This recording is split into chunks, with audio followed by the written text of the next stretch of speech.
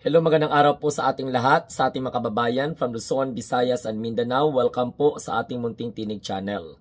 Kung kayo ay bago sa ating channel, huwag kalimutan mag-share, mag-like, and subscribe. And don't forget to click the notification bell para updated kayo every time na mag-upload tayo ng mga short video. And at the same time, magkakandak tayo ng live streaming para sa ating tinatawag na virtual communication. So mga kamunting tinig, pag-usapan po natin dito ang mga reaksyon ng mga Duterte Day Hard supporters at gusto pong baliwalain ang effort ng Blue Ribbon Committee sa pangunguna po ni Senator Panfilo Lacson, okay, ang hearing, okay? Ngayon, klarong-klaro na may lumalabas ngayon mga kamunting tinig na larawan na kung saan makikita po ang mag-asawang Diskaya at saka si Senator Panfilo Lacson na siyang kasalukuyang chairman ng Blue Ribbon Committee. So alam natin kung ano po yung motibo kasi ang nag-iingay lang naman ay ang kampo ng mga Maka-Duterte at yung mga Maka-Marcoleta. Kasi gusto nila mamasamain ang imahe ni Panfilo Lacson sa pamamagitan ng pagtatanong indirectly kung may kinalaman ba si Panfilo Lacson sa mga Diskaya na siyang nauna nang iniimbestigahan ng kanyang committee, ng Blue Ribbon Committee. Okay? So, pero sabi po ni Senator Panfilo Lacson, maliwanag na hindi po siya tumanggap ng campaign contribution sa mga Diskaya. Kilala naman natin yung credibility ni Senator Panfilo Lacson kasi kahit noon pa man talaga, parang isa siya sa mga senador na hindi po talaga tinatanggap yung Presidential Development Assistance Funds o yung tinatawag na PDAF. So, pero ang maganda lang dito kay Senator Panfilo Lacson, hindi niya dininay. Okay? Kinumpirma ni Senator Lacson na nakasalamuha niya itong mag-asawang Diskaya na ito so bago ang May 2025 midterm elections. Kasunod ng larawang ibinahagi ni Cavite 4th District Kiko Barsaga. Okay, pakana ni Kiko Barsaga to, no? Nakita niya. By the way, kahit nga man sino, ako nga may picture nga ako ni Jingo Estrada. O ako nga nagpa-picture din ako kay Marcoleta nung pumunta siya dito sa Sultan Kudarat.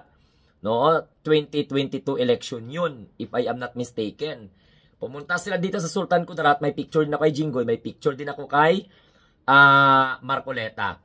Now, ayon po kay Senator Lacson, yung anak niyang ang anak daw ng namayapang si Major General Villaroman, Francisco Villaroman, na ang pangalan ay si Fred Villaroman, ang nag-ayos ng kanilang pagkikita sa opisina niya sa Taguig City noong Abril. Kasi eleksyon, May 2025. So klaro po yan ha.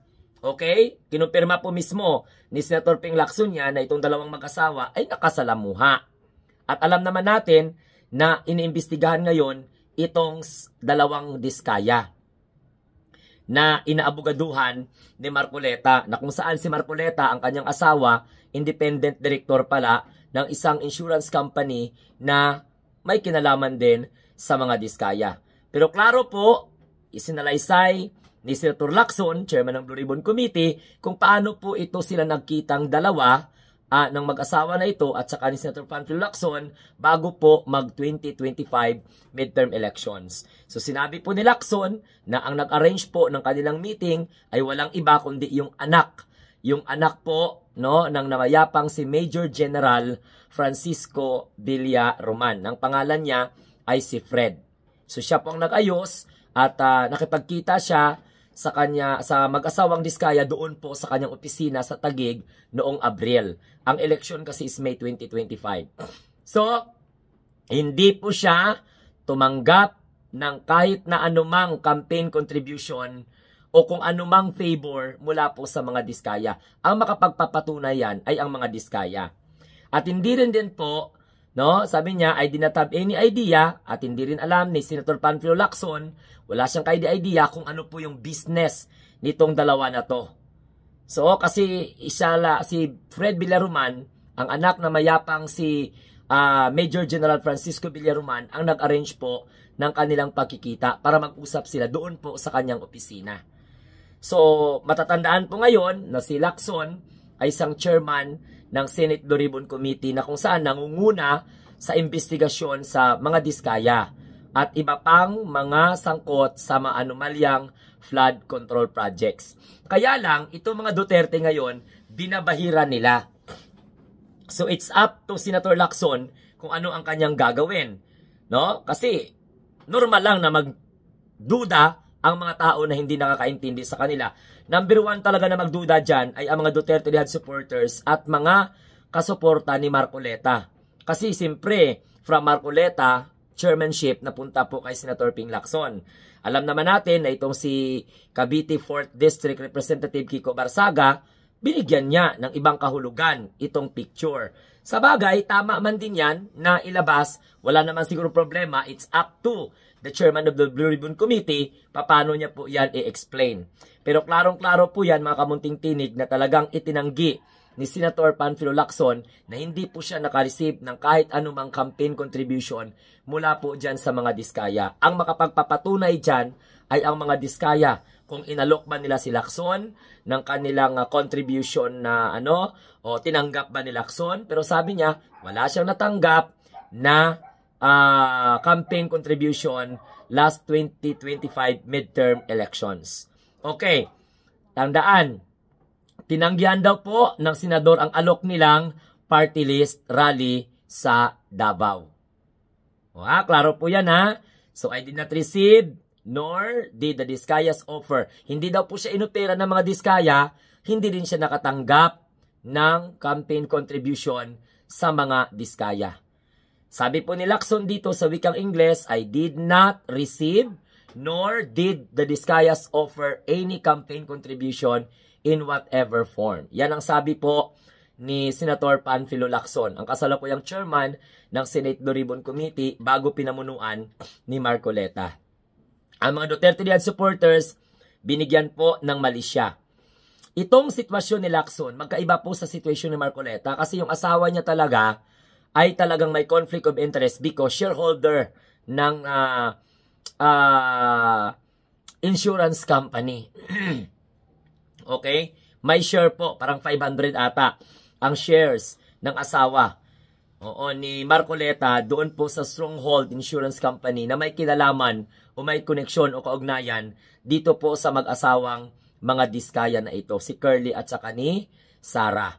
So hindi po magtatagumpay ang mga Duterte Dihad supporters para imanipula ang mga taong bayan. Gusto siguro nila, dahil dandahan ng nabibisto, baka patalsikin na naman nila si Senate President at the same time para mabago na naman ang Senate Blue Ribbon Committee. Pero ako, mga kamunting tinig, sana last to hearing na lang, stop na ng Blue Ribbon Committee. Kasi nagiging venue na ng mga Duterte Dihad supporters na mga senador Okay? Naging venue na ng mga Duterte senator sa pagpapakitang gilas at grandstanding at pag-name drop ng mga pangalan. Ang hearing ng Blue Ribbon Committee. Pag name drop, na wala naman pong mga sapat na mga basihan. Okay? Kasi unang-una, ang testigo po ni La Marcoleta na si Gotesa ay hindi naman po ipinaalam sa liderato ng Blue Ribbon Committee. Kasi dapat kailangan ipaalam po yun Dapat i-vet pa, pag-aralan pa yung testimony, pag-aaralan pa kung talagang gawa-gawa o may nagpuwersa na gumawa ng testimonya na yan. So yan po yung mga dapat mangyayari. Kaya lang, biglang inilabas ni Marcoleta ang witness, yun pala, may 4 pala na pinagsilbihan na kung saan malapit sa mga Duterte. Nagsilbing security aid ni Sara Duterte, ni Saldico, at the same time ni sino pa, Babantag, Martin Andanar, okay, at isa pa na opisyal, Paeldon, itong si Gotesa na to, na pinaniwalaan po ni Marcoleta. Kasi daw siya po yung nilapitan. Okay, so ako, this is what we call simple case. They really wanted to discredit Senator Panfilo Lacson para si Lacson mapilitang mag-resign o di kaya po'y papalitan ang liderato ng Senado. Kasi may napabalitaan naman tayo na parang may rigudon na naman na mangyayari. So yan po mga kamunting tinig ng ordinaryong Filipino, malinaw po na ang picture na kumakalat ay kinumpirma po ni Senator Panfilo Lacson na kasama po niya ang mag-asawang Diskaya. At itong mag-asawang Diskaya na ito, ang nag-arrange po ng kanilang pagkikita ay ang anak ni Major General Francisco Villaroman na walang iba kundi si Fred Villaroman. Siya po yung nag-ayos ng kanilang pagkikita doon sa opisina ni Lacson sa May Taguig City. Noong Abril po yan, bago po mag-2025 midterm elections. Okay? So, tinanggihan daw ang alok nilang party list sa rally sa Davao. May alok na party list rally. Itong mga Diskaya na ito. Then, at the same time, klarong-klaro po na hindi po nakatanggap si Panfilo Lacson ng campaign contribution at hindi din po nag-offer itong dalawang Diskaya na ito na mag-donate sila sa kandidatura ni Senator Panfilo Lacson. Okay? So, wala din po kinalaman o wala din pong ka-idea itong si Senator Panfilo Lacson kung ano po yung business ng dalawa. No? Basta mag-usap lang sila. And then, kasi itong anak po ni Fred Villaroman, okay? Itong si Fred Villaroman na anak po ni Major General Francisco Villaroman ang nag-arrange para po na makapag-usap po sila. So klaro-klaro po yun mga kamunting tinig. Kaya walang tayong ipagbahala, wala tayong dapat ipangamba. Okay po ang Blue Ribbon Committee sa liderato bilang chairman ni Senator Panfilo Lacson na kung saan inumpisahan na ng mga Duterte Dehan supporters gamitan ng kanilang mga propaganda machinery para po mailihis ang direksyon ng pag-iimbestiga tungo po sa mga kalyado ni Rodrigo Duterte na mga magnanakaw sa kaban ng bayan. So ito pong muli ang inyong lingkod, ang munting tinig ng ordinaryong Filipino na nagsasabi, huwag kalimutan mag-share, mag-like, and subscribe, and don't forget also to click the notification bell para updated kayo sa lahat-lahat ng ating mga ginagawa. Maraming salamat po. Adios sa inyong lahat at depende na po yan kung mananatili po ang tiwala ninyo kay Senator Lacson na kaya pa niyang pamunuan ng Blue Ribbon Committee. Pero ako, hindi po nadagtaan ang Blue Ribbon Committee sa isang letrawan lamang. At pinaliwanag na po yan ni Senator Panfilo Lacson. At alangan naman na sa bandang huli, itong mga Diskaya ay mag-iimbento na sapagkat ayon kay Senator Lacson, hindi po sila nag-offer ng campaign contribution o kung anumang form na mga pabor.